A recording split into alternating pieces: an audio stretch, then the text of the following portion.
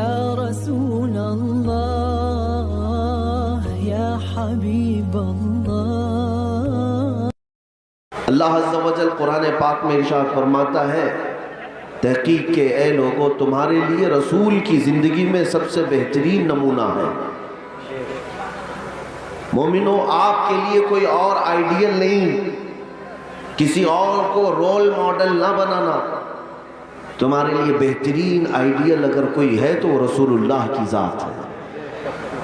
نبی مختار صلی اللہ تعالیٰ علیہ وسلم کی زندگی پاک میں کسی چیز کی کمی ہے؟ کیا ان کے اخلاق و کردار میں کوئی عیب ہے؟ کیا ان کے حسن و جمال میں کوئی کمی ہے؟ ان کی تعلیمات میں کوئی کمی ہے؟ ہر مسلمان جانتا ہے کہ میرے نبی سے اعلیٰ کوئی ہے ہی نہیں، نہ اخلاق میں ان کا برابر کوئی ہو سکتا ہے، نہ ان کے قدموں کے برابر ہو سکتا ہے، نہ ان کی تعلیمات کے برابر کوئی ہو سکتا ہے۔ لہذا اے سنی مسلمانوں، جب ہمارے پاس اتنے بلند و بالا اخلاق والے رسول موجود ہیں تو پھر کسی ایرے غیرے کی تقلید کرنے کی ضرورت کیوں پیش آئی؟ کسی اور کے فدا ہونے کے لیے، کسی اور کے فین بننے کی ضرورت کیوں پیش آئی؟ تقلید سے مراد میں یہاں مذہبی تقلید کی بات نہیں کر رہا ہوں جو حنفی، شافعی، مالکی، حنبلی ہے۔ یہود و نصارہ کے پیچھے چلنا، کفار و مشرکین کے طور طریقے کو اپنانا، مسلمانوں یہ آپ کو زیب نہیں دیتا۔ جس کے پاس سب سے بڑی طاقت موجود ہے وہ کسی اور کی طرف دیکھے، یہ تمہاری شان کے خلاف ہے۔ آپ کو پتا ہے دنیا کی دوسری قومیں میرے نبی پاک کی سیرت پڑھ پڑھ کر کے بلندیوں کو چھو رہی ہیں۔ سائنس کی ترقی کرنے والے نبی پاک کی حدیثوں سے ملا ملا کر دیکھ رہے ہیں کہ ہم نے جو تحقیق کی ہے کیا وہ محمد صلی اللہ علیہ وسلم کی باتوں میں بھی پائی جاتی ہے۔ آپ کو میں ایک بات بتا دوں، آپ کو حقیقت میں معلوم یہ نہیں ہے کہ تمہارے پاس دولت کتنی بڑی ہے۔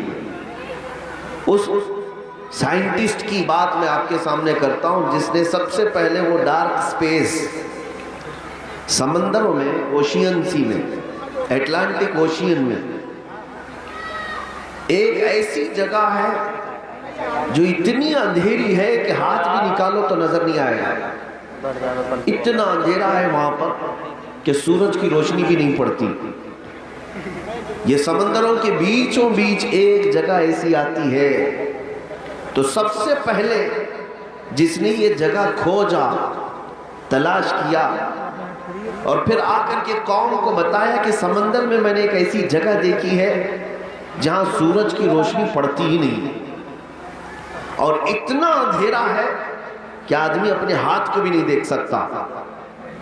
توجہ چاہتا ہوں، 18ویں صدی میں اس نے یہ انکشاف کیا، تحقیق کر کے معلوم کیا۔ اب جب اس نے آ کر کے یہاں یہ بات بتائی، ایک عالم دین نے قرآن کی آیت پڑھ کر سنائی۔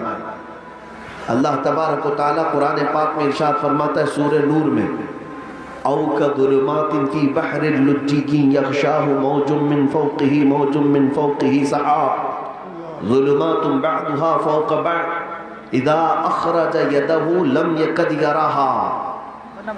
قرآن پاک میں اللہ تعالیٰ فرماتا ہے کہ ایک ایسی جگہ ہے جہاں اندھیریوں پر اندھیریاں ہیں اور اگر آدمی اپنا ہاتھ بھی نکالے تو اسے ہاتھ بھی نظر نہیں آئے گا۔ قرآن پاک میں یہ آیت موجود ہے۔ جب ایک عالم دین نے اس انگریز کو، سائنٹسٹ کو یہ بتایا کہ جو تم کھوج کر کے آئے ہو 1400 سال پہلے محمد صلی اللہ علیہ وسلم نے یہ بتایا ہے، سبحان اللہ، قرآن پاک میں موجود ہے، تو اس کی حیرت کی انتہا نہ رہی۔ اب توجہ چاہتا ہوں میرے عزیز، اب وہ تحقیق میں لگ گیا کہ میں سمندروں کے سفر کا ماہر آدمی، سمندروں میں اس نے زندگی گزاری عجیب و غریب چیزیں نکالنے کے لیے۔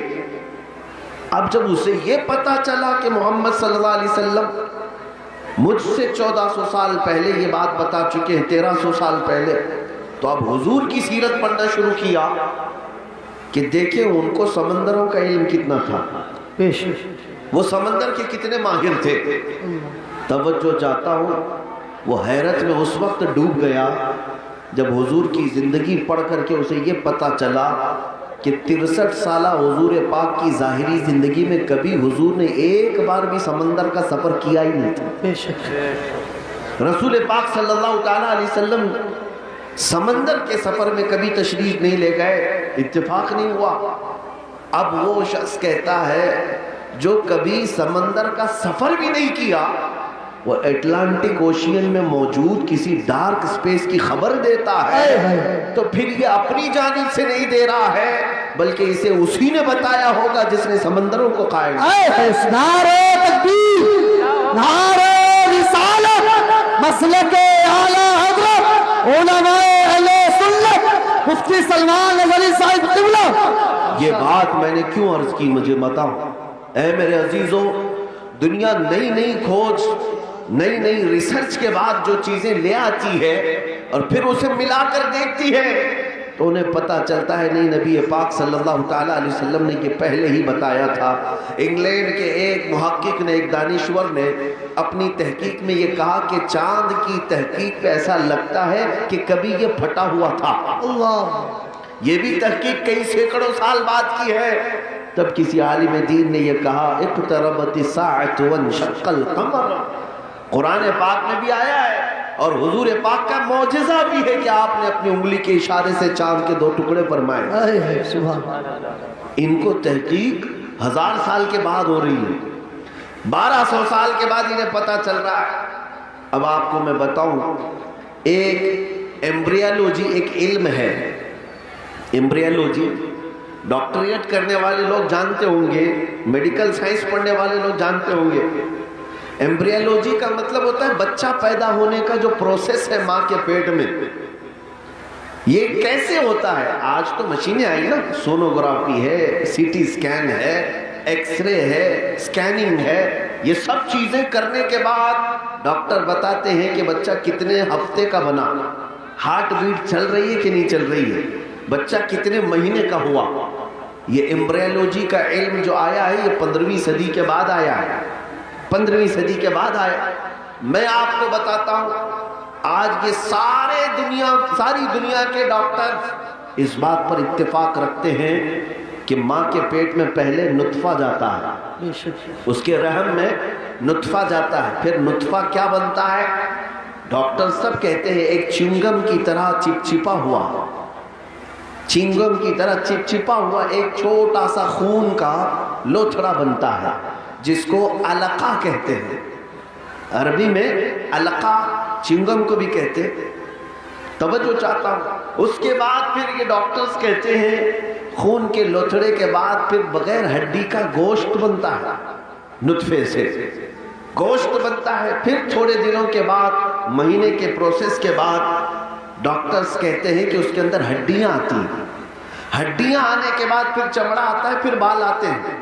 یہ پروسیس ہے 9 مہینے کا۔ یہ آج کی تحقیق کے بعد سارے ڈاکٹرز مشینوں سے نکالنے کے بعد اس بات کو یہاں دنیا کے سامنے پیش کر رہے ہیں، مگر میں اس زمانے کی بات کر رہا ہوں جب سائنس کا وجود بھی نہیں تھا، جب نہ ایکس رے مشین تھی، نہ سونوگرافی، نہ سی ٹی اسکین، کچھ بھی نہیں۔ لیکن میرے آقا صلی اللہ تعالیٰ علیہ وسلم کی زبان ناز سے وہی قرآن، وہی الہی نکلتی ہے۔ ثم خلقنا النطفة علقة فخلقنا العلقة مضغة فخلقنا المضغة عظاما فكسونا العظام لحما۔ اللہ فرماتا ہے ہم نے نطفے سے علقہ بنایا، چنگم کی طرح چپچپا، پھر علقے سے ہم نے مضغہ بنایا، مضغہ کہتے گوشت کے ٹکڑے کو، پھر اللہ تعالیٰ فرماتا ہے فَكَسَوْنَا الْعِظَامَ فَخَلَقْنَا الْمُضْغَةَ عِظَامًا، پھر ہم نے اس مضغے کے اندر ہڈیاں رکھی، گوشت کے اندر پھر ہڈیاں آئی، پھر اللہ فرماتا ہے فَكَسَوْنَا الْعِظَامَ لَحْمًا، پھر ہم نے ہڈیوں پر چمڑیاں ڈالی، ثم انشأناه خلقا آخر فتبارک اللہ احسن الخالقین۔ میرے عزیزو، بائیولوجی پڑھنے والے اسٹوڈنٹس اگر ہیں سائنس کے، سائنس پڑھنے والے طلبہ ہیں تو جا کر پھر سے ایک بار چیک کر لینا، اور قرآن کی آیت جو میں نے تلاوت کی سورہ مومنون کی پھر سے پڑھ لینا، تمہیں پتہ چلے گا کہ ایمبریالوجی کا پورا علم رسول اللہ صلی اللہ تعالیٰ علیہ وسلم کی زبان سے اللہ نے قرآن پاک میں بیان فرمایا۔ بے شک سبحان اللہ۔ اے مسلمانوں، میں کون کون سی باتوں کا ذکر کروں، کتنی تحقیقات کی بات کروں۔ زولوجی ایک علم ہے، جانوروں کے متعلق جانکاری، پرندے آسمان میں کیسے اڑتے ہیں یہ آج تحقیق چل رہی ہے، بڑے بڑے لیبارٹری کام کر رہی ہیں کہ ان کو کون سی چیز ہے جو ہوا میں روک لیتی ہے۔ اللہ تعالیٰ نے قرآن میں فرمایا اولم یروا الی الطیر مسخرات فی جو السماء ما یمسکہن الا اللہ۔ اے لوگوں، کیا تم نہیں دیکھتے کہ پرندے ہوا میں کس طرح سے کھڑے رہ جاتے ہیں؟ ان کو کون روک کے رکھ رہا ہے؟ ان کو گرنے سے بچاتا کون ہے؟ ما یمسکہن الا اللہ، ان کو اللہ کے سوا کوئی نہیں روکا۔ بے شک زولوجی کا علم قرآن پاک میں ہے، بوٹانی درختوں کا علم قرآن پاک میں موجود ہے۔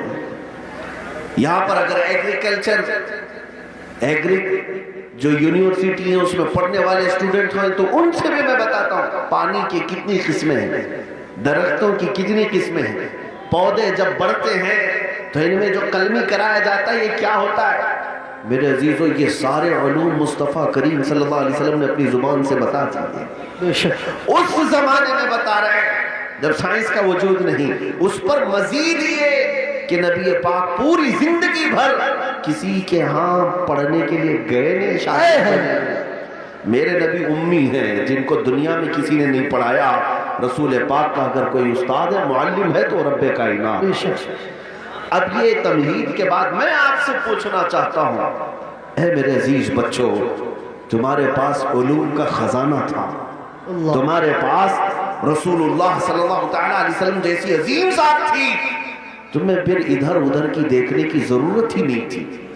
اسی لیے ہمارے امام نے برسوں پہلے ہمیں تنبیہ کر کے یہ پکار کر کہا تھا، امام اہل سنت فاضل بریلوی نے، پھر کے گلی گلی تباہ ہو کرے سب کی کھائے، دل کو جو عقل دے خدا تیری گلی سے۔ نعرہ تکبیر، نعرہ رسالت، مسلک اعلیٰ حضرت مفتی سلمان نظری صاحب قبلہ، نعرہ تکبیر، نعرہ رسالت۔ ہمارے لیے رسول پاک صلی اللہ تعالیٰ علیہ وسلم کی زندگی سے بہتر کوئی زندگی آئیڈیل ہو ہی نہیں سکتی۔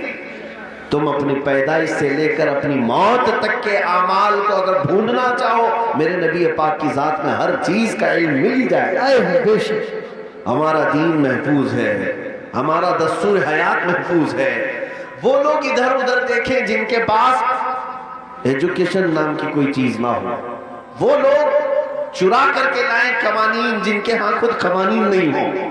آپ کو پتہ ہے پوری دنیا کو لا تقسیم کرنے والا میرا دین ہے، مذہب اسلام۔ بے شک بے شک۔ قوانین کون جانتا تھا؟ یورپ جانتا تھا کہ لا کیسے بنائے جائیں، پارلیمنٹ کیسے چلائی جائے۔ ارے یہ بادشاہی نظام ہے، ان میں ایسا تھا کہ جس کی لاٹھی اس کی بھینس، یہ چلتا تھا نظام۔ یہ اسلام ہے جس نے ہر چیز کے اصول بنائے، قوانین بنائے۔ آج آپ کیا سمجھتے ہیں فقہائے کرام نے جو قوانین مرتب کیے ہیں نا، وہ آج کے زمانے کے بڑے بڑے لا کتابوں سے بھی بڑھ کر کے ہیں۔ تمہارے دین میں کمی کس چیز کی ہے؟ کس چیز کی ہے؟ کیا نہ اخلاق کی کمی ہے، کردار کی کمی ہے، علم کی کمی ہے؟ ساری چیزیں ہیں، کمی صرف تمہاری ہے کہ تم نے توجہ کرنا چھوڑ دیا۔ ان کے جو ہم غلام تھے، خلق کے پیشوا رہے، ان سے پھرے جہاں پھرا، پھر آئی کمی بخار۔ اور آج بہت سارے لوگ یہ سمجھتے ہیں کہ ہمارے پاس مال و دولت نہیں اس لیے ہم بچھڑے ہوئے ہیں، ہمارے پاس سیاسی طاقت نہیں اس لیے ہم بچھڑے ہوئے ہیں، ہمارے پاس اقتدار نہیں ہے، قیادت نہیں اس لیے ہم بچھڑے ہوئے ہیں، ہمارے پاس ڈپارٹمنٹ میں یا پھر کسی بھی اچھے عہدوں پر ہماری نمائندگی نہیں اس لیے ہم بچھڑے ہوئے ہیں۔ نہیں میاں، میں کہتا ہوں سبب کچھ اور ہے جسے تو خود سمجھتا۔ تمہارے بچھڑنے کی وجہ، تمہارے پسماندگی کی وجہ جو تم سوچ رہے وہ نہیں ہے۔ سبب کچھ اور ہے جسے تو خود سمجھتا ہے. زوال بندہ مومن کا بے زری سے نہیں، زوال بندہ مومن کا بے زری سے نہیں. اقبال سے پوچھا گیا پھر یہ زوال کس وجہ سے ہے؟ تو شاعر مشرق اقبال کہتا ہے طریق مصطفیٰ کو چھوڑنا ہے وجہ بربادی. طریق مصطفیٰ کو چھوڑنا ہے وجہ بربادی. اسی سے قوم دنیا میں ہوئی ہے بے اقتدار. بس ایک ہی پوائنٹ ہے، ان سے پھرے جہاں پھرا. اور ہمیں کرنا کیا چاہیے؟ تو اقبال یہی کہتا ہے اگر پھر چاہتے ہو عزت و وقار، ہمیں کرنی ہے شہنشاہ بطحا کی رضا جوئی.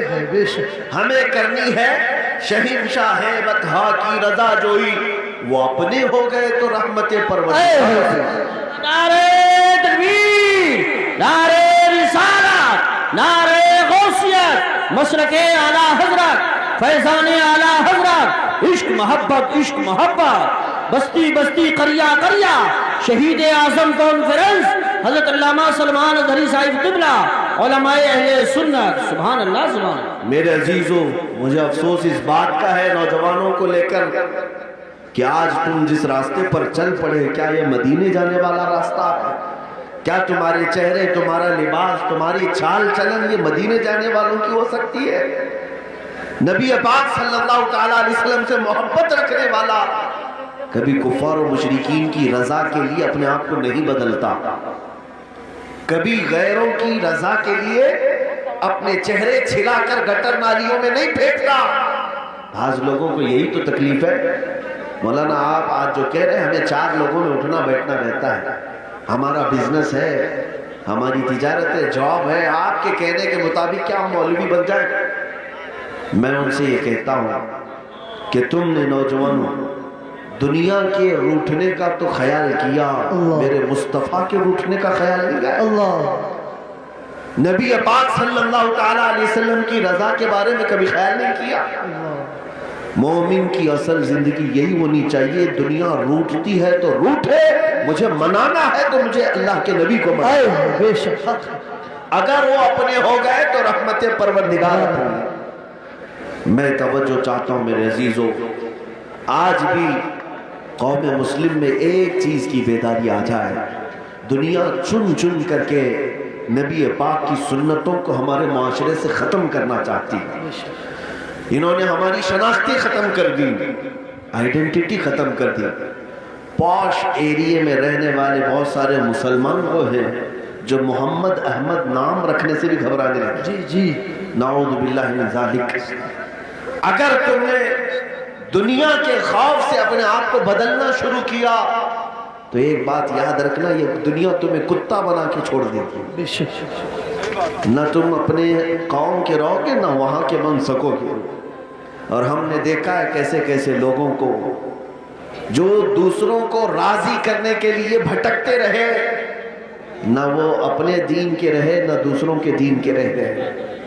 اسی لیے آپ کے پاس ایک ہی اپائے ہے، ایک ہی علاج ہے جس کو اعلیٰ حضرت نے بھی فرمایا تھا، آج لے ان کی پناہ آج مدد مانگ ان سے. بے شک بے شک. آج لے ان کی پناہ آج مدد مانگ ان سے، پھر نہ مانیں گے قیامت میں اگر مان گئے. بے شک بے شک. انہیں جانا انہیں مانا، نہ رکھا غیر سے کام، للہ الحمد میں دنیا سے مسلمان. بے شک. مجھے ایسا لگتا ہے آج وقت زیادہ ہو چکا ہے اور آپ کی یہ افراتفری شاید سننے کے موڈ میں نہیں ہے. اس لیے میں گزارش کرتا ہوں کہ آپ دعا ہونی چاہیے اور صلاۃ و سلام کے بعد ہم اپنے اجلاس کو ختم کرتے ہیں. جیسا نہیں، اگر آپ کا ارادہ ہے تو میں صبح تک سنوں. آئے ہے سبحان اللہ.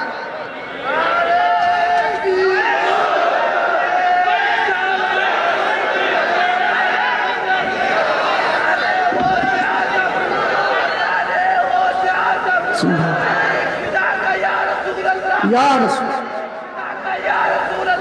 رسول اللہ زندہ باد اللہ اکبر. یا رسول. مراد آباد والے، ڈھکیا والے یا آس پڑوس والے جتنے جمع ہیں، شاید ہو سکتا ہے ٹھنڈیوں نے تمہیں ٹھنڈا کیا ہو.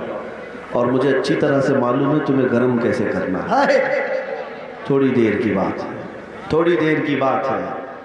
یہ جو مجمع ہے, یہ جو تمہارے چہروں کی مسکان ہے, یا یہ جو تمہارے نعرے ہیں, یہ صرف اور صرف یہاں ممبر پر بیٹھے ہوئے لوگوں کے لیے نہیں ہے. تمہارے نعرے کفر کی دھرتی میں بھی زلزلہ لاتے ہیں. آج دنیا پریشان ہے کہ ہم نے جن چیزوں کو ختم کرنے کی کوشش کی تھی, اب ہر محلے سے لبیک یا رسول, ہر بستی سے لبیک کا لبیک کی صدائیں آ رہی ہیں. اسی لیے ہم کہتے ہیں اسلام کی فطرت میں قدرت وہ لچکتی ہے, جتنا ہی دباؤ گے اتنا ہی وہ ابھرے گا. ہاں کچھ بات تو ہے کہ مٹتی نہیں ہستی ہماری, کچھ بات تو ہے کہ مٹتی نہیں ہستی ہماری. صدیوں رہا ہے دشمن دور زماں ہمارا, باطل سے ڈرنے والے اے آسمان, باطل سے ڈرنے والے اے آسمان ہی ہے ہم. 100 بار کر چکا ہے تو امتحان ہمارا, توحید کی امانت سینوں میں ہے ہمارے, آسان نہیں مٹانا نام و نشاں ہمارا. جن لوگوں نے آج اپنے طاقت کے بل بوتے, اپنے تخت کے بل بوتے, اپنی سیاست کے بل بوتے یہ اعلان کرنا شروع کیا کہ ہم مسلمانوں کو کاٹیں گے, ماریں گے, قتل کریں گے, اسلام کو مٹائیں گے, خاک مٹائیں گے, تم سے تمہاری کھجلی نہیں مٹائی جا سکتی. کیا خاک مٹاؤ گے؟ تم کیا سمجھتے ہو اسلام کسی محلے کا مذہب ہے, کسی ایک بستی کا دین ہے؟ اسلام کی جڑیں تحت الثری میں ہیں اور اس کی شاخیں عوجہ ثریا پر. اس درخت کو ہلانا تو دور کی بات ہے, اس کے پتے کا بحال بیکا کرنا بھی مشکل ہے. دنیا بہت کوشش کر کے دیکھ چکی, تمہارے پاس کتنی طاقت ہے, نہ قارون کے برابر ہے, نہ شداد کے برابر ہے, نہ فرعون کے برابر ہے, نہ حامان کے برابر ہے. بڑی بڑی طاقتیں آئی لیکن دین حق کو کبھی نہ وہ مٹا سکی تھی, نہ مٹا سکیں گی. اور ہم تو یہ کہتے ہیں یہ جو تم ظلم کا ماحول گرم کر رہے ہو, اسی وجہ پر میں آج گفتگو کر رہا تھا, یہ تو ہمارے اعمال کی شامت ہے. ہم بھٹکے ہوئے تھے, ہم بھٹکے ہوئے تھے, ورنہ قرآن میں اللہ نے فرمایا وَلَن يَجْعَلَ اللَّهُ لِلْكَافِرِينَ عَلَى الْمُؤْمِنِينَ سَبِيلًا, اللہ ہرگز کافروں کو مومنوں پر غلبہ نہیں دیتا, بے شک ہرگز نہیں دیتا. لیکن یہ آج کے حالات اس لیے ہیں کہ ہم راستہ چھوڑے ہوئے ہیں. ایک بات میں آپ کو بتاؤں, آج کے حالات کے تناظر میں ایک بات میں کہوں, بغداد میں مسلمانوں کا ملک, تاریخی وراثت ہماری رہی ہے. تتاریوں نے حملہ کیا, تباہ و برباد کیا بغداد کو, اور اتنا برباد کیا کہ مسلمانوں کی کھوپڑیوں سے مینار بنائے. دریائے دجلہ کا پانی خون سے لال ہو گیا. بادشاہ کی جو بیٹی تھی تتاریوں کی, ایک جگہ سے گزر رہی تھی, ایک سچے مومن کو دیکھا, ان حالات میں بھی وہ کھڑے ہو کر اذان دے رہا ہے. سبحان اللہ, اذان دے رہا ہے. بادشاہ کی بیٹی تھی, اس نے کہا یہ اب کہاں سے آواز آ رہی جب ہم قتل عام کر رہے ہیں, گردن مار رہے ہیں, یہ کون ہے جو اذان دے رہا ہے؟ فوجی فوراً گئے اور پکڑ لائے. یاد نمازیں پڑھنے سے روک رہے ہیں, یہ گراؤنڈ میں نہیں پڑھیں گے, وہ میدان میں نہیں پڑھیں گے. کتنے میدانوں کو تم قبضہ کرو گے؟ ہاں تم صرف اور صرف میدانوں کو روک سکتے ہو, پیشانیوں کو جھکنے سے کبھی نہیں روک کبھی نہیں روک. عبادت کا ذوق ہمارے پاس اللہ تعالیٰ کی عطا ہے. تو ایسے حالات میں اگر اذان دے رہا تھا کوئی, تو تتاریوں کی وہ بڑی عورت تھی, بادشاہ کی بیٹی, اس نے گرفتار کروایا. لا اس مولوی کو, اب کون ہے اذان دے رہا ہے؟ اس کو پکڑ کر کے پوچھا تجھے خبر نہیں ہے بغداد پورا ٹوٹ گیا, تباہ ہو گیا, برباد ہو گیا, لاکھوں لوگوں کی لاشیں پڑی ہیں اسی بنیاد پر کہ تم مسلمان ہو, ہم مان رہے, اور پھر بھی تم اذان دے رہے ہو. اس نیک و صالح عالم ربانی نے کہا ہاں سب نظر آ رہا ہے لیکن مجھے میرا رب بھی ہے, میرے لیے میرا رب بھی ہے. دنیا چاہے جو بھی ہو, جب تک میری سانس نہیں نکلے گی تب تک میں اللہ اکبر کہتا رہوں. سبحان اللہ سبحان. اب سنیے, اس خاتون نے متاثر ہو کر کے پوچھا اچھا اللہ سب سے بڑا ہے؟ اللہ سب سے بڑا ہے. کہا ہاں اللہ سب سے بڑا ہے, اسی کی تم عبادت کرتے ہو. یہ ہمارے اور آپ کے لیے بہت ہی سوٹیبل بات ہے. تم اللہ کی عبادت کرتے ہو, لوگ یہ تم کو تانا ماریں گے, اگر تم اللہ کی عبادت کرتے ہو تو اللہ تمہاری مدد کیوں نہیں کر رہا؟ یہی اس تتاری عورت نے کہا کہ تم اس کو اکبر کہتے ہو، پھر یہ بغداد میں یہ سب جو مرے ہیں یہ بھی تو وہی تھے، یہ بھی تو وہی تھے، یہ مارے گئے اور ہم لوگوں کو غلبہ حاصل ہو گیا بغداد پہ۔ دیکھو تتاریوں کو، وہ ظالموں کو اللہ تعالیٰ نے غلبہ دے دیا، تمہارا خدا ہی دیا ہے، پھر ایسا کیوں ہوا؟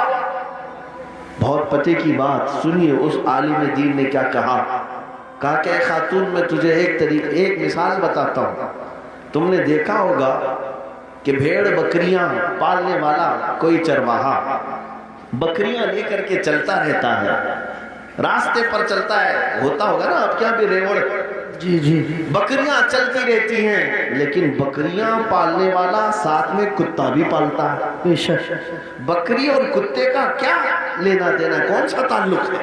لیکن یہ چرواہے سے پوچھیں، وہ بتائے گا کہ بکریاں چلتے چلتے کبھی ادھر ادھر چلی جائیں تو یہ کتا بھونک بھونک کر انہیں لاتا ہے اور پھر ریوڑ میں جمع کرتا ہے۔ چرواہا یہی بتاتا ہے کہ اس لیے سارے بکریوں کو وہ پھر سے ایک ریوڑ میں جمع کرے، اس لیے وہ پالتا ہے۔ کتے کو اس لیے چھوڑا جاتا ہے، اس لیے پالا جاتا ہے۔ بلا تشبیہ و بلا تمثیل، ذہنوں کو قریب کرنے کے لیے اس بغدادی عالم نے کہا ہم امت مصطفیٰ ہیں، ہم چلتے ہیں سیدھے راستے پر، لیکن جب کبھی ادھر ادھر بھٹکتے ہیں تو اللہ تم جیسے کتوں کو ہم پر چھوڑتا ہے، کتوں کو چھوڑتا ہے تاکہ تم بھونک بھونک کر کے واپس صراط مستقیم پر لے آ سکو۔ میرے عزیزو، آج یہ جس قدر مظالم ہو رہے ہیں یہ تمہیں سیدھے راستے پر انشاءاللہ ایک نہ ایک دن ضرور لے کے آئے۔ انشاءاللہ میں محسوس کر رہا ہوں، چند سالوں پہلے ہر جلسے میں لبیک یا رسول اللہ کا نعرہ تو نہیں لگتا تھا، لیکن ظالم کتوں نے جب بھونکنا شروع کیا تو اب پھر ہمارا ہر بچہ لبیک کہنے لگا۔ لبیک لبیک لبیک یا رسول اللہ، لبیک لبیک یا رسول اللہ، لبیک لبیک یا رسول اللہ، لبیک لبیک یا رسول اللہ۔ بات صرف اتنی ہی ہے، بات صرف اتنی ہے، میں نے جو عنوان آپ کے سامنے رکھا وہ یہی ہے کہ جب تم اپنی حیثیت کو پہچان لو کہ میرا راستہ کچھ اور ہے، جس دن تم اس نقطے پر آ گئے، میرے عزیزو عزتیں تمہاری ہیں، طاقتیں تمہاری ہے، اقتدار تمہارا ہے، جس طرف رخ کرو گے مولا تعالیٰ اس ہوا کو تمہارے زیر نگی فرمائے گا۔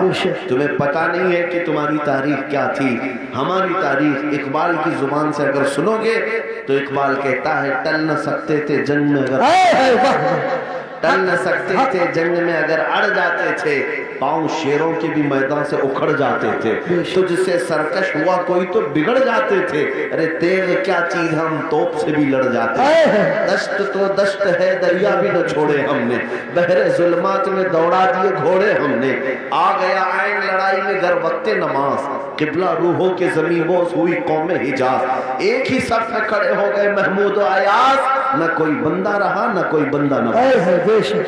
یہ ہماری تاریخ تھی، یہ ہماری تاریخ تھی۔ اسی بات کی طرف میں تمہیں دعوت دے رہا ہوں کہ جس دن تم اس نقطے پر واپس آ گئے اور سمجھ گئے میری تاریخ ان کتوں کی صحبت میں رہنا نہیں ہے، اللہ تعالیٰ نے تمہیں شیر بنا کر پیدا کیا۔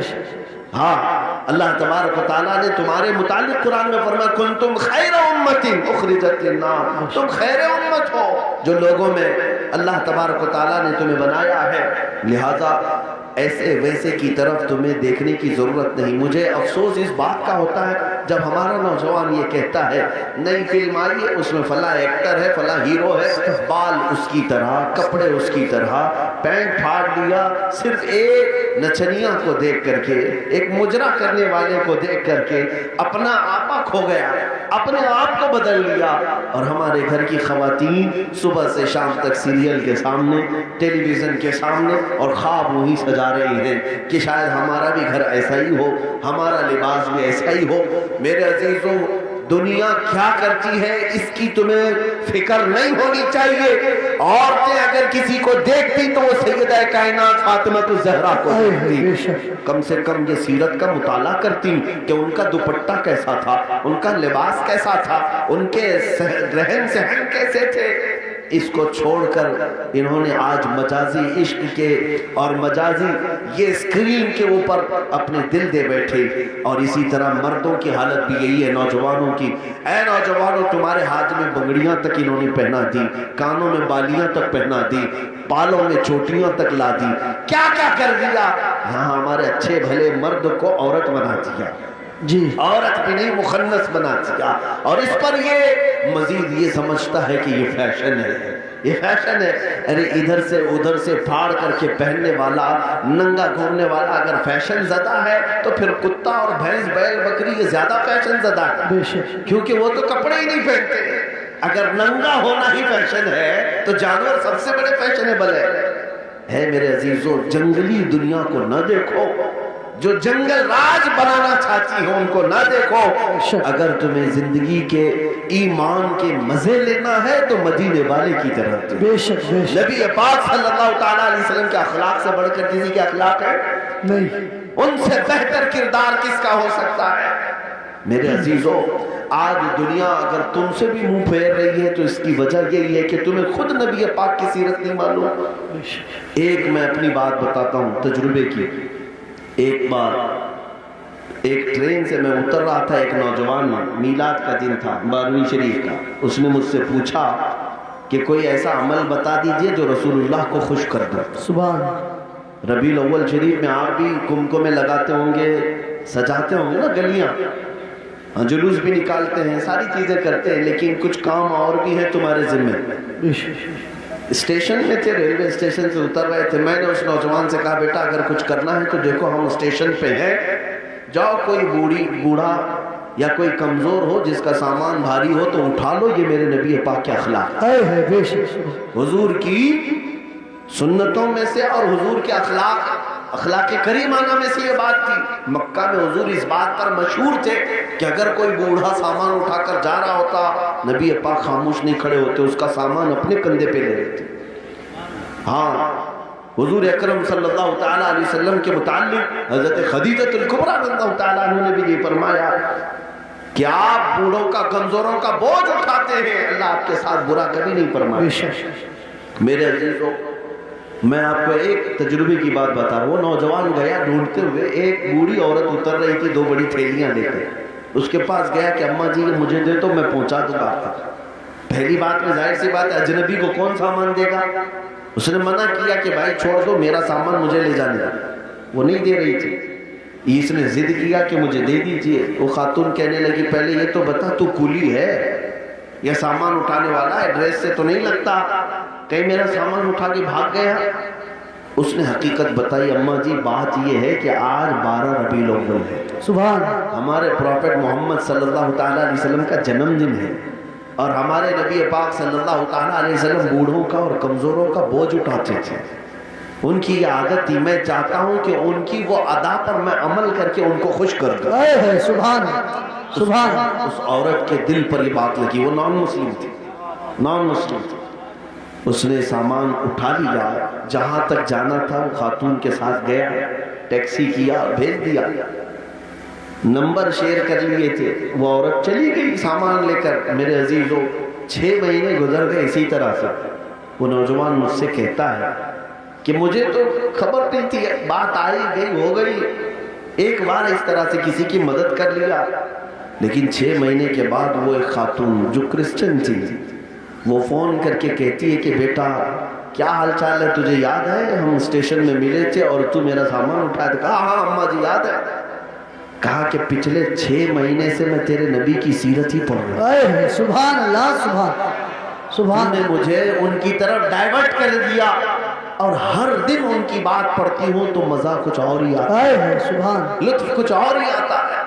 عزیزان گرامی وقار, آج بھی دنیا تمہارے نبی کو اگر پہچانے گی تو تمہارے اخلاق سے پہچانے. بے شک, سبحان, تمہارے کردار, تم ترجمان ہو اپنے نبی پاک.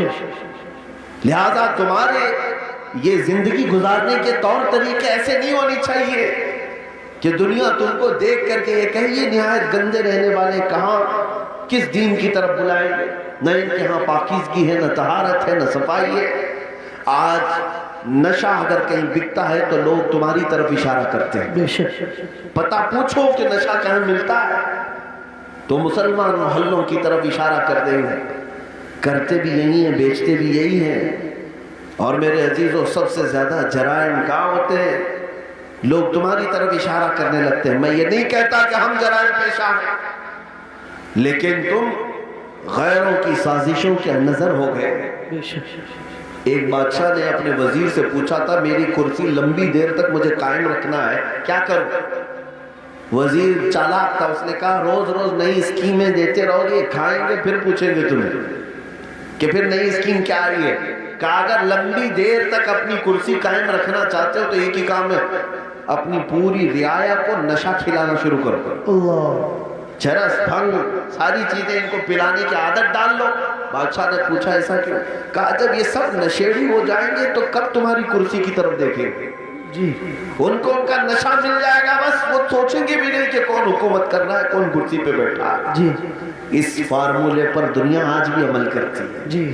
اگر حق بات کوئی جماعت دنیا میں کرتی ہے تو وہ میرے مصطفیٰ کے غلاموں کی جماعت۔ بے شک بے شک۔ دنیا کو یہ پتا ہے کہ یہ اگر اٹھ گئے تو کرسیاں بھی ہلاتے ہیں، بے شک۔ یہ اگر اٹھ گئے تو حق بات کے اعلان کے لیے اپنی گردنیں بھی لٹا دیتے ہیں، کٹا دیتے ہیں۔ اس لیے پوری دنیا نے طاقت یہ لگائی کہ ان کے محلوں میں نشہ زیادہ ہے، ان کے محلے میں عیاشی زیادہ ہے۔ یہ سارے فیشن کہاں سے شروع کیے جاتے ہیں آپ کو پتا ہے؟ آج سعودی عرب پوری دنیا کا ٹارگٹ بنا ہوا ہے، اسرائیل وہاں اترا ہوا ہے، امریکہ وہاں اترا ہوا ہے، رشیا، UK سب وہاں اترے ہوئے ہیں۔ ہم تو اسے مرکز اسلام مانتے ہیں، مکہ مکرمہ اور مدینہ طیبہ ہونے کی وجہ سے، اس لیے نہیں کہ بادشاہی حکومت ہے، لیکن جن کو پوری دنیا میں اپنے فیشن پھیلانا تھا پھیلا دیتے، لیکن عرب میں کیوں گئے؟ اس لیے کہ انہیں پتا ہے۔ بہت زمانے پہلے اقبال نے کہا تھا، یورپ اگر کسی بات سے گھبراتا ہے نا مسلمانوں سے، تو کس بات سے؟ یہ فاقہ کش موت سے ڈرتا نہیں ذرا، روح محمدی اس کے بدن سے نکال دو، روح محمدی اس کے بدن سے نکال دو۔ عرب کو دیکھ کر کے عجم کے تخیلات اسلام کو حجاز و یمن سے نکال دو۔ یہ اقبال نے بہت پہلے 100 سال پہلے کہا تھا، آج اس پر دنیا عمل کر رہی ہے۔ پورے سعودی کو یہودی بنانے میں کوئی کسر نہیں چھوڑی جا رہی۔ ڈانس کلب وہاں آج سینکڑوں سینما ہال کھول دیے گئے سعودی عرب میں۔ مکہ مکرمہ اور مدینہ طیبہ میں بازاروں میں نشہ پہنچا دیا گیا۔ میں نے خود دیکھا ہے، اگرچہ وہاں پر موت کی سزا رکھی گئی لیکن وہاں تک بھی پہنچا دیا۔ نشہ کا مطلب صرف سگریٹ بیڑی کی بات نہیں کر رہا ہوں، کوکین، افیون، ہیروئن جیسی نشہ کی چیزیں پہنچا دی گئی۔ ننگے پن کو رواج دیا جا رہا ہے، نئی نئی بیچ بنا کر کے سمندر کے کنارے ننگے جس طرح لیٹتے ہیں، دنیا یہ چاہتی ہے کہ محمد عربی کے غلام بھی اسی طرح ننگے لیٹے۔ وہ حدیث صادق آ گئی، میرے آقا نے فرمایا تھا، یوشک ان تداعى علیکم الامم کما تداعى الاکلۃ الی قصعتها۔ حضور فرماتے ہیں قریب ایک زمانہ آئے گا تم دیکھو گے ساری قومیں میری امت پر جھپٹ پڑیں گی جیسا بھوکا برتن پہ جھپٹتا ہے۔ حساب کے ٹارگٹ ہم ہی بنے ہوئے آج۔ اخلاق تمہارے اندر سے نکالنے کے لیے کیا کیا کیا جا رہا ہے جانتے؟ یہ انٹرنیٹ اس طرح سے آسان کر کے تمہارے ہاتھوں میں دیا گیا اور نوجوان کو آزادی کے نام پر کھلا چھوڑ دیا گیا۔ نوجوان لڑکا ہو کہ لڑکی ہو، اسے خبر بھی نہیں ہے کہ تمہارے ہاتھ میں ایٹم بم کی طرح سے ایک ہتھیار آیا ہے۔ یہ ہو سکتا ہے دنیا کو نہ تباہ کرے لیکن تمہارا ایمان اور اخلاق مکمل تباہ کر رہا ہے۔ ایک دو نہیں، سینکڑوں نوجوانوں کے میسج میرے پاس ہے جنہوں نے 25 سے 30 سال کے بیچ میں ہی اپنی جوانی برباد کر دی۔ کیا کرتے کیا تھے؟ اس موبائل کی دنیا میں داخل ہو کر انہیں ایسا لگتا ہے کوئی نہیں دیکھ رہا ہے، پورنوگرافی کرتے رہو، بے حیائی کی فلمیں دیکھتے رہو، ننگی تصویریں دیکھتے رہو۔ میرے عزیزوں، میں نے ایک ڈیٹا نکالا تھا لاک ڈاؤن کے موقع پر، اس میں جو انٹرنیٹ میں سرچ کرنے کا جو ڈیٹا آتا ہے کہ کس چیز کو کتنی بار سرچ کیا گیا ہے، تو پتہ ہے آپ کو حیرت ہوگی، ایک رپورٹ آئی ہے اس لاک ڈاؤن کے بیچ میں 95% اگر نیٹ میں کوئی چیز سرچ ہوئی ہے تو پورنوگرافی ہے۔ اللہ استغفر گندی تصویریں اور ننگی تصویریں دیکھنے کے لیے سب سے زیادہ سرچ کیا گیا ہے. یہ کیا ہو رہا ہے؟ آپ کو اندازہ بھی ہے کہ دنیا تمہیں تباہی کے کس دہانے پر لے جانا چاہتی ہے. میں آج یہ باتیں کھل کر اس لیے عرض کر رہا ہوں کہ اگر آج تم بیدار نہیں ہوئے، کل تمہارے آنے والے بچے یہ نہ پوچھے کہ محمد کس کا نام تھا. معاذ اللہ رب العالمین. قرآن کیا چیز ہے؟ کیونکہ میں نے یہ جدہ میں، عرب میں، سعودی عرب میں ایک شیخ کو کہتے ہوئے سنا، عربوں نے اپنے بچے آسٹریلیا میں، امریکہ میں پڑھنے کے لیے بچپن میں ہی ڈال دیے تھے، اور جب بچے وہ جوان ہو کر کے آئے تو اپنے باپ سے اس بات پر لڑنے لگے کہ اللہ ایک ہی کیوں ہے. یہ کہاں کی بات کر رہا ہے؟ عرب کی بات کر رہا ہوں. آج یہاں کے بھی حالات کوئی دیگر نہیں ہے. تم نے بھی بچے پیدا ہوتے بولتے ہی دوسروں کی جھولی میں ڈال دیا. تم یہ چاہتے ہو کہ میرا بچہ فر انگریزی بولنے لگے تو بہت بڑے کمال کا مطلب ہے، بہت پہنچا ہوا بچہ ہے. تمہیں پتہ ہی نہیں کہ دنیا اپنے قدموں میں غلام بنانے کے لیے سارے ہتھیار لا کر رکھ چکی ہے، لیکن پھر بھی میں اپنی اس کشت ویراں سے مایوس نہیں.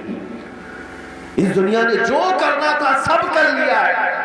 آپ کو پتہ ہے ہر اسکول میں، ایجوکیشن میں سیلیبس بدل کر کے کیا کیا چیزیں زہر کے طور پر ڈالی جا رہی ہیں، کیا کیا چیزیں ڈالی جا رہی ہیں. مسلمان بچوں کے ایمان کب کے تباہ ہو جائے.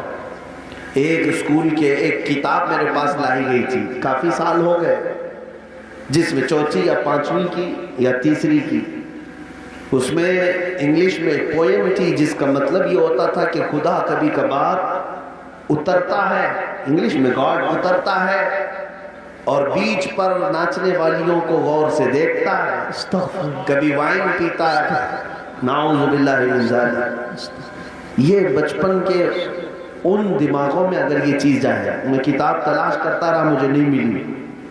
کسی صاحب نے کہا تھا کہ کوئی ٹیچر یہ پڑھا رہی تھی اسکول میں. اگر یہی سارے معاملات رہے تو میرے آقا کی وہ حدیث بھی صادق آتی، کل مولود یولد علی الفطرہ وابواہ یحودانہ او یمجسانہ او ینصرانہ.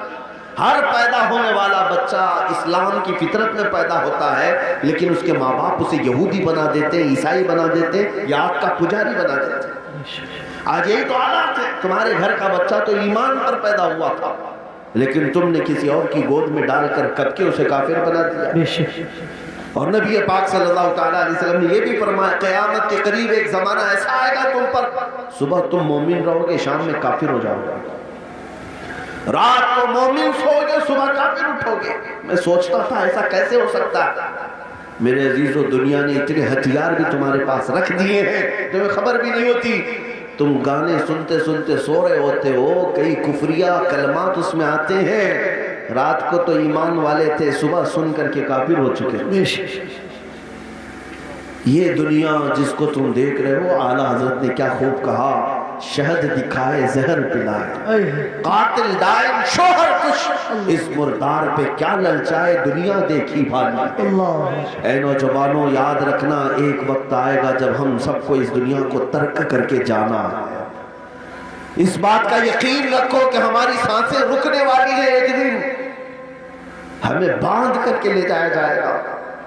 آج تم مسجد میں بلانے کے باوجود نہیں آتے، کل تمہارا کفن باندھ کر، رسیاں باندھ کر امام کے سامنے لا کر رکھ دیا جائے گا.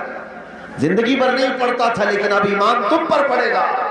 اور پھر جاؤ گے کس سفر پہ جاؤ گے؟ بتاؤ کہاں جاؤ گے؟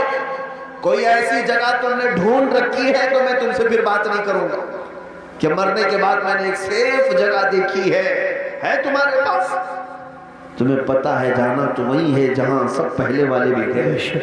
بڑے بڑے وقت کے پہلوان، بڑے بڑے مالدار جہاں گئے، جن کے پاس پیسوں کی ریل پیل ایسی تھی کہ وہ گھر بیٹھے جو چاہتے حاصل ہو جاتا. گھر بیٹھے. تمہیں پتہ ہے سکندر اعظم ایک بادشاہ، دارا نام کا ایک بادشاہ، جب وہ مر رہا تھا تو اس نے ایک وصیت کی تھی. آدھی دنیا پر اس نے حکومت کی. اپنے چاہنے والوں سے کہا کہ جب میں مروں تو مجھے پورا دفن کرنا، لیکن میرے دونوں ہاتھ اوپر رکھنا، قبر میں اس کو دفن مت کرنا. لوگوں نے پوچھا ایسا کیوں؟ کہا تاکہ دنیا بار بار میرے قبر کے پاس آ کر دیکھے آدھی دنیا فتح کرنے والا بھی زمین پر خالی ہاتھ سویا ہوگا، اللہ کچھ نہیں ہے اس کے پاس۔ ہمارے کفن میں جو باندھے جاتے ہیں نا، ایک جیب بھی نہیں رکھی جاتی، بے شک رکھی جاتی ہے نہ۔ ہم اپنی میتوں کے سرانے ایک سکہ رکھتے ہیں نہ ایک نوٹ رکھتے ہیں۔ تمہیں پتہ ہے ہم اس دنیا کے سفر پر جا رہے ہیں جہاں پیسہ کام نہیں آئے گا، بے شک جہاں دولت کام نہیں آئے گی، نہ فرشتے رشوت لیں گے، نہ بارگاہ الہی میں کسی اور طریقے کی کوئی گنجائش تمہارے لیے نکل جائے گی دنیاوی اعتبار سے۔ عزیزان گرامی وقار، جب ہمیں پتہ ہے کہ ہمیں ادھر ہی جانا ہے تو اس لیے آج حضرت انس رضی اللہ تعالیٰ عنہ کی حدیث میں سناتا ہوں۔ حضرت انس کہتے ہیں اس حدیث سے زیادہ مجھے کسی اور سے خوشی نہیں ہوئی تھی۔ کیا ہے وہ حدیث؟ نبی پاک صلی اللہ تعالیٰ علیہ وسلم نے ارشاد فرمایا المرء مع من احب، انسان قیامت کے دن اسی کے ساتھ ہوگا جس سے دنیا میں محبت کرتا تھا۔ بے شک بے شک۔ حضرت انس سے پوچھا گیا اس حدیث سے آپ کو اتنی خوشی کیوں ہے؟ حضرت انس کہتے ہیں اس لیے کہ میں رسول اللہ سے محبت کرتا اے ہے سبحان اللہ، ہوں، اس لیے کہ میں ابو بکر و عمر سے محبت سبحان کرتا اللہ۔ ہوں، میرا یقین ہے کل قیامت کے دن انہی کے ساتھ رہوں۔ اے ہے نعرہ تکبیر، آج نعرہ رسالت۔ آج اے نوجوانوں، اگر تم کسی اور کے فین ہو، کسی اور کے پیروکار ہو، کسی اور کے متبع ہو تو تمہارے لیے تمہاری زندگی مبارک۔ تم جس کے پیچھے چلنا چاہو ایک بات یاد رکھنا، قیامت کے دن اسی کے ساتھ اٹھائے جاؤ، اسی کے ساتھ اٹھائے جاؤ، اور جہاں تمہارا وہ آقا جا رہا ہوگا وہیں تمہیں بھی لے جائے گا۔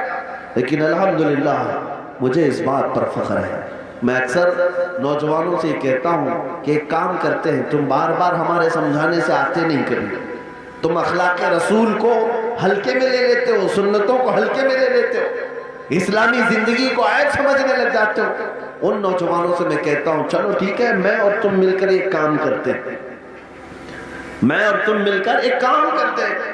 تم جس فلمی ایکٹر کو یا کسی ہیرو کو بہت زیادہ پسند کرتے ہو اسے ایک چٹھی لکھ دینا، اسے ایک لیٹر لکھ دینا کہ میری زندگی ختم ہو جائے گی، میں مر جاؤں گا، مجھے میرے لوگ قبر میں لے جا کر دفن کریں گے، تو آپ ذرا منکر نکیر سے بچانے کے لیے میرے پاس آ جانا۔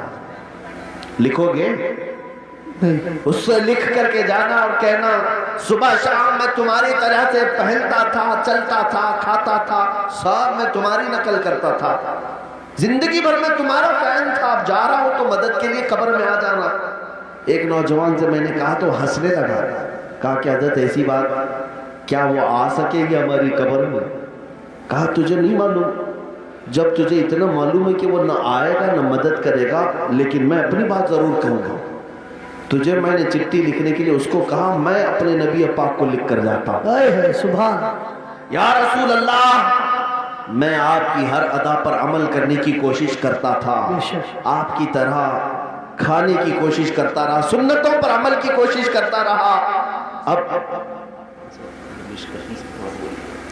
اب میں جب دنیا سے جا رہا ہوں تو اے رسول مختار صلی اللہ تعالیٰ علیہ وسلم آپ تشریف لے آیا۔ اے نوجوانوں مجھے بتاؤ کیا نبی پاک کو اگر کوئی دنیا میں یہ بول کر جائے تو اللہ کے نبی قبر میں آئیں گے کہ نہیں آئیں گے؟ بے شک، بلکہ حضور تاج الشریعہ نے لکھ بھی دیا، یہ تو میں مثال دے رہا تھا، حضور تاج الشریعہ نے لکھ بھی دیا اور اپنے نبی سے یہ کہہ کر کے بھی گئے یا رسول اللہ میں مروں تو میرے آقا یہ ملائکہ سے کہنا، اے ہے میں مروں تو میرے آقا یہ ملائکہ سے کہنا، اسے کوئی مت جگانا ابھی آنکھ لگ اے ہے سبحان، نعرہ تکبیر، نعرہ رسالت، مسلک اعلیٰ حضرت، بستی بستی قریہ قریہ، بستی بستی قریہ قریہ، بستی بستی قریہ قریہ، نعرہ تکبیر، نعرہ رسالت۔ اے نوجوانوں میں یہ باتیں صرف اس لیے کہہ رہا ہوں کہ تمہاری زندگی بھی ہماری زندگی بڑی شارٹ ہے،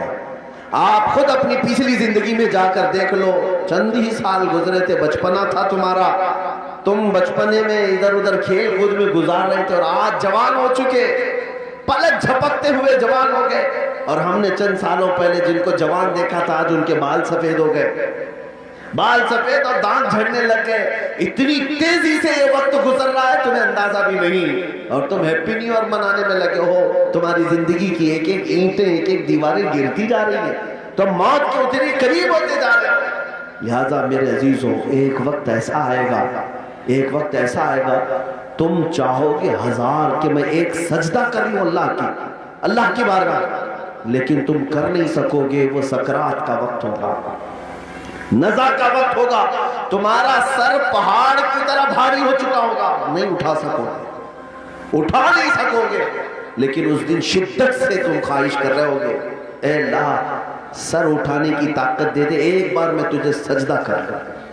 نہ سجدہ کرنے کی طاقت آئے گی، نہ تمہاری زبان ہل پائے گی کہ اللہ کا ذکر کروں یا توبہ کر لوں. آج تمہیں اندازہ نہیں، اللہ نے سر سلامت رکھا ہے، جھکاتے نہیں اس کی بارگاہ میں. زبان سلامت رکھا ہے، ذکر کرتے نہیں اس کا. گانے تو نہ جانے کتنے بچوں کو یاد ہو گئے، میرے مصطفیٰ کی چند حدیثیں کیوں نہیں یاد؟ کتنے لوگوں کو فلموں کے ڈائلاگ یاد ہو گئے، قرآن کی چند آیتیں کیوں نہیں یاد ہوئی؟ اے میرے عزیزوں آج یہ معاشرے کو بدلنے کی ضرورت ہے. ہم نبی پاک صلی اللہ تعالیٰ علیہ وسلم کی امانت ہے، نبی پاک کی وفاداری میں ہی جئیں گے انشاءاللہ. آج دیکھ نہیں رہے آپ حالات کس قدر خراب ہیں، دشمن کیا کیا منصوبے بنا رہا ہے. وہ تمہاری نہ داڑھی کو پسند کر رہا ہے، نہ تمہاری ٹوپی کو، نہ تمہارے مسجدوں کے مینار کو، نہ تمہاری نمازوں کو، نہ تمہارے محراب کو، نہ تمہارے قرآن کو، کسی چیز کو پسند کرنے کو تیار نہیں. ویسے بھی یہ جلا ہوا دشمن، اسے ہماری ہر چیز کڑتی ہے، جلتی ہے. ایسے حالات میں ہونا تو یہ چاہیے تھا کہ نوجوان کھچڑا کمیٹی، نیاز کمیٹی بنانے کی بجائے اخلاق مصطفیٰ کمیٹی بناتے. تم جتنی عادتوں سے چھڑو گے ہم اپنے نبی کی اتنی ہی غلامی کر کے دکھائیں گے. نبی پاک صلی اللہ تعالیٰ علیہ وسلم کے اخلاق کو ہم تابندہ اور روشن کر کے دکھائیں گے. ہونا تو یہ چاہیے تھا، اپنے نبی سے محبت کا تقاضا کیا ہے.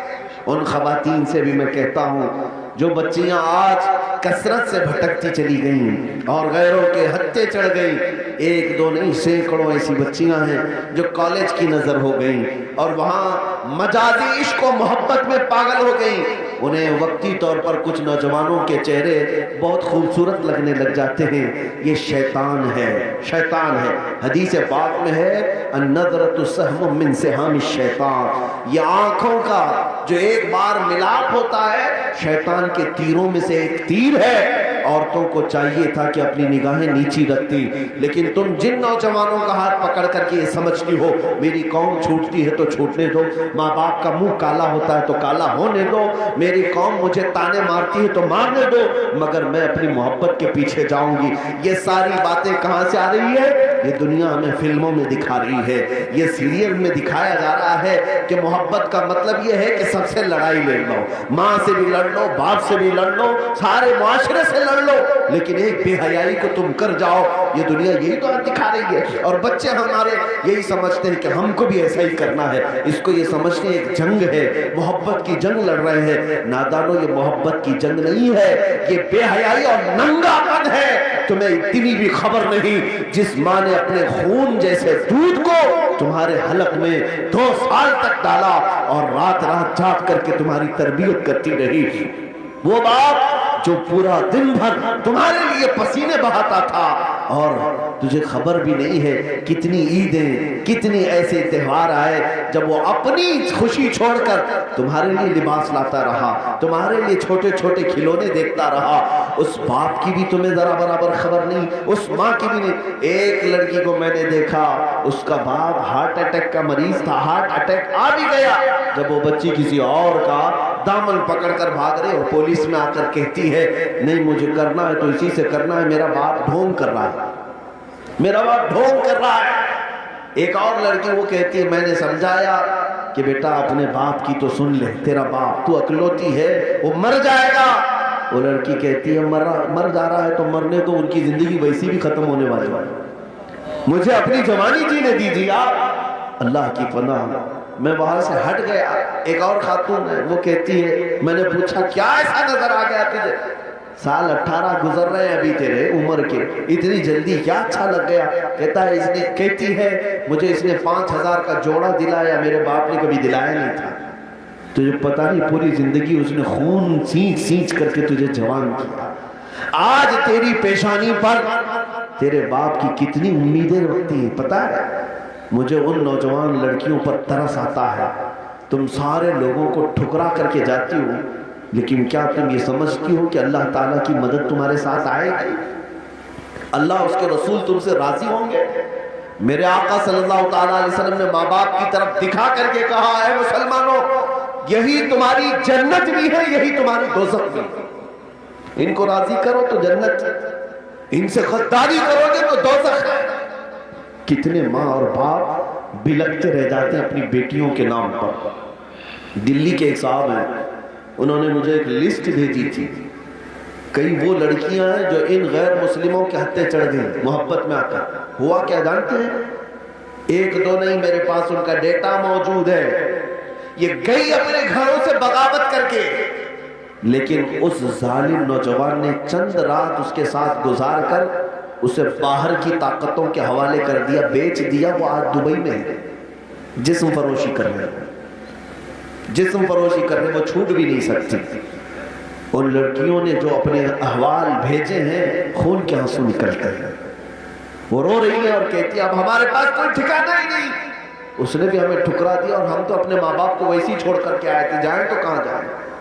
ایک دو گھر والوں کو ہمارے کچھ نوجوانوں نے سمجھایا بجھایا تھا کہ بیٹی ہے تمہاری، لے لو اس کو. اس ظالم نے چھوڑ دیا. لیکن میرے عزیزوں، ان بچیوں کو آخر کون سمجھائے؟ انہیں ایسا لگتا ہے کہ بس ساری زندگی یہ رات کی لذت ہے. جانور مت بنو، پوری زندگی اس ہوس کے لیے، شہوت کے لیے نہ جیو. ستاروں سے آگے جہاں اور بھی ہے. تمہیں کیا خبر ہے کہ کسی کا بستر گرم کر لینا اس کو محبت کہتے ہیں، اس کو عشق کہتے ہیں؟ یہ بے حیائی کو کس نے عشق کا نام دے دیا؟ اس اخلاق سوز حرکت کو کس نے محبت کا نام دے دیا؟ ایک نوجوان منہ لٹکائے ہوئے آیا تھا، کہہ رہا تھا محبوبہ چھوٹ گئی. 4 سال سے اس کے ساتھ تھا، چھوٹ گئی، اب دوسرے کے ساتھ چلی گئی. کچھ وظیفہ دے دے، دل بے قرار ہے. اب کیا کرے گا؟ پاگل مجنو شعر و شاعری کرتے گھومتا ہے. میں نے یہی کہا تھا بیٹا، ایک ہی دل تھا، دینا تھا تو ایسی لیلا کو کیوں دیا جو روز شوہر بدلتی؟ دینا تھا اس دل کو تو دربار مصطفیٰ میں دیا ہوتا، اس نبی پاک کے قدموں میں رکھا ہوتا. اور میرے مصطفیٰ کریم کی عادت کریمہ ہے، ایک بار کسی نے اگر اپنا ہاتھ ان کے ہاتھ میں دے دیا تو موت تک وہ تمہیں تنہا نہیں چھوڑتے، موت تک تنہا نہیں چھوڑتے. زندگی تو زندگی ہے. قبر میں جب تم پہنچو گے، منکر نکیر بعد میں آئیں گے، تاجدار مدینہ پہلے تشریف لاتے ہیں. حشر میں بھی وہ تنہا نہیں چھوڑیں گے. جہاں تم پیاس کی شدت سے بلبلا رہے ہو، میرے مصطفیٰ حوض کوثر کا جام بھر کر تمہیں پلا رہے ہو. جو نبی پاک صلی اللہ تعالیٰ علیہ وسلم ہماری دستگیری اور ہماری مدد کے لیے ہمہ وقت ہیں، اس نبی کے فدائی بنو. دنیاوی مجازی عشق و محبت کے پیروکار بن کر اپنی زندگیوں کو تباہ و برباد مت کرو. اقبال کی اس بات پر میں اپنی گفتگو کو سمیٹتا ہوں کہ محمد سے وفا تو نے تو ہم تیرے ہیں، یہ جہاں چیز ہے کیا لوح و قلم تیرے ہیں. کون کہتا ہے کہ ان کے پیچھے چلنے سے عزت نہیں ہوتی؟ میرے عزیزوں، مجھ جیسے ایک حقیر آدمی کو دیکھو. آج جو دنیا ہمارے اوپر ٹوٹ پڑتی ہے، یا آپ ہمیں چھونے کے لیے دیکھنے کے لیے آتے ہیں تو اس لیے نہیں آتے کہ ہم کوئی بڑے زمیندار ہیں یا کوئی نیتا جی ہیں یا کوئی بڑی پارٹی کے کاریہ کرتا ہیں. نہیں، سب کو پتا ہے صرف اور صرف یہ عزت اسی لیے ہے کہ نبی پاک کی غلامی میں جی رہا ہے. یہ ناز یہ انداز ہمارے نہیں ہوتے، جھولی میں اگر ٹکڑے تمہارے نہیں ہوتے، جب تک کہ مدینے سے اشارے نہیں ہوتے، روشن میری قسمت کے ستارے نہیں ہوتے. اے نوجوانوں، تم سب کے لیے میرا پیغام ایک ہی ہے، بک جائیے بے دام ہی بازار نبی میں، بے دام ہی بک جائیے بازار نبی میں، اس شان کے سودے میں خسارے نہیں ہوتے.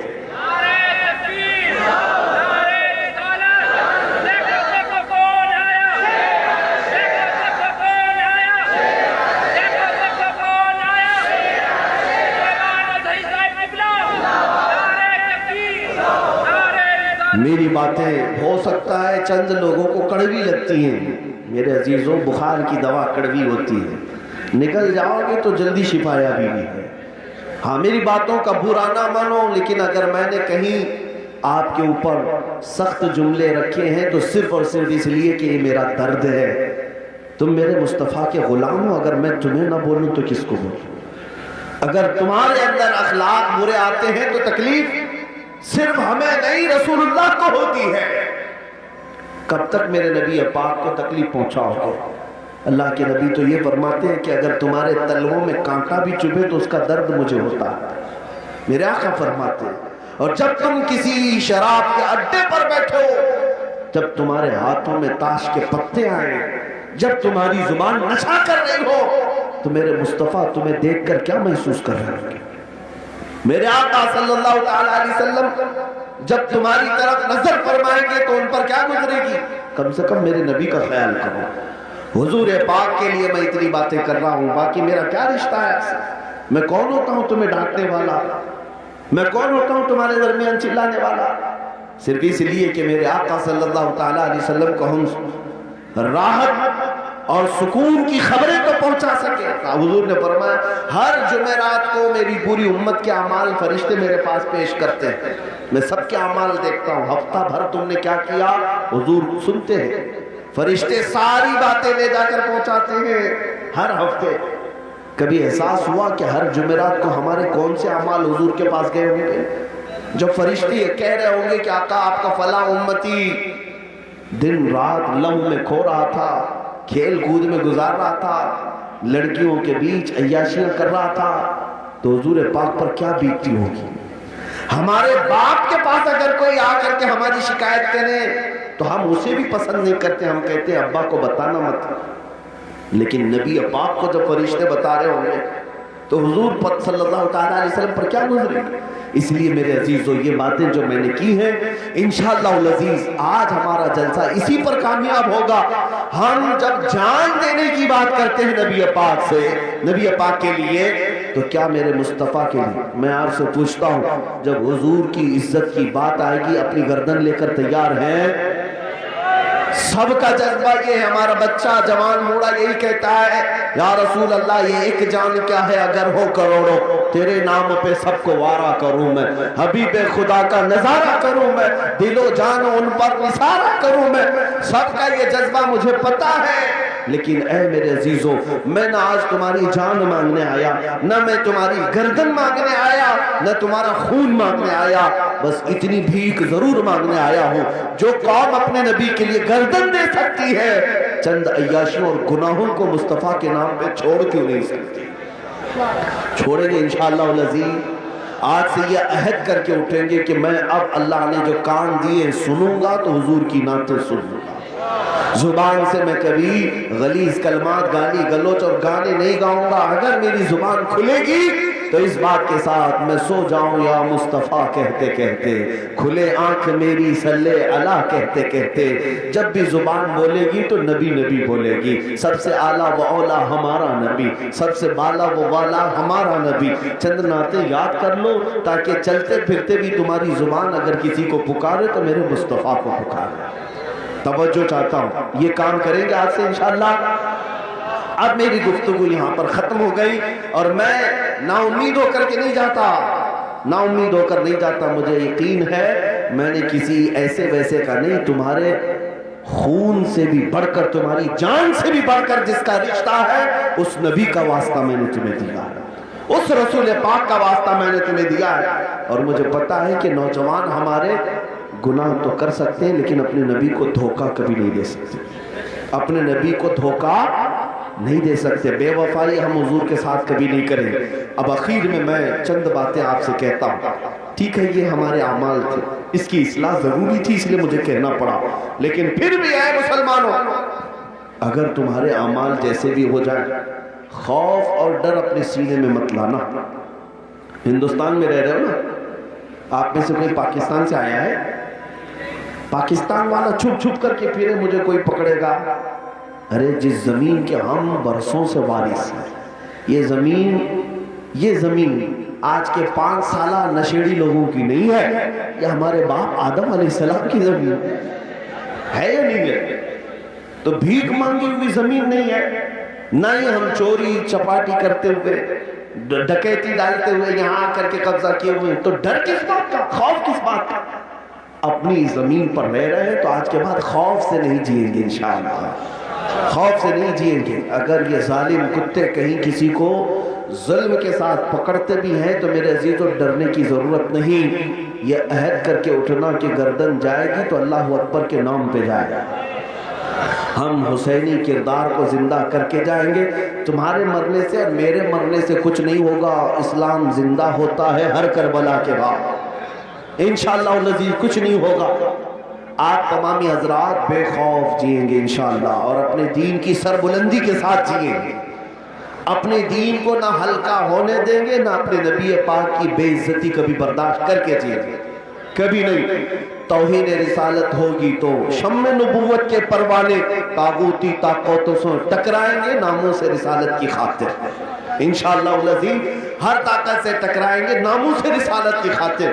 یہ باتیں میں تمہارے اس لیے حوصلے کے لیے کہہ رہا ہوں، نہ گھبراؤ مسلمانوں، ابھی خدا کی شان باقی ہے، نہ گھبراؤ مسلمانوں، ابھی خدا کی شان باقی ہے، ابھی اسلام زندہ ہے، قرآن باقی ہے۔ کون کہتا ہے یہ ساری چیزیں ختم ہو گئی؟ کچھ نہیں ختم ہوا، صبح قیامت تک اللہ تعالیٰ اپنے اس نور کی حفاظت فرمائے گا، تو گھبرانے کی ضرورت نہیں۔ حالات ناسازگار کچھ لوگ ڈراتے ہیں، اپنے لوگ ڈراتے ہیں، ایسے ہو گئے ویسے ہو گئے۔ ارے کتا جب دانت نکالتا ہے تو آپ کو بھی پتہ ہے، لکڑی اٹھاؤ تو ویسے بھی دم دبا کے بھاگتا ہے، ڈرا کر دیکھتا ہے، لیکن اتنی بات پکی ہے، اس کے دانت نکالنے سے وہ شیر کبھی نہیں بنتا۔ کتا اگر دانت نکال کر کے کسی کو بھونکنے کی کوشش کرتا ہے تو کیا وہ شیر بن جائے گا؟ کتا یا شفیعنا یا محمد صلی اللہ علیہ وسلم۔